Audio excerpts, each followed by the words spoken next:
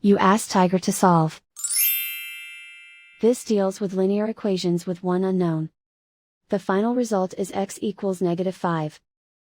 Let's solve it step by step. Group all constants on the right side of the equation. Add 35 to both sides. Simplify the arithmetic.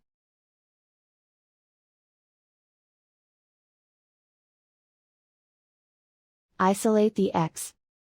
Divide both sides by -9. Cancel out the negatives. Simplify the fraction. Move the negative sign from the denominator to the numerator. Find the greatest common factor of the numerator and denominator. Factor out and cancel the greatest common factor. And so the final result is x equals -5.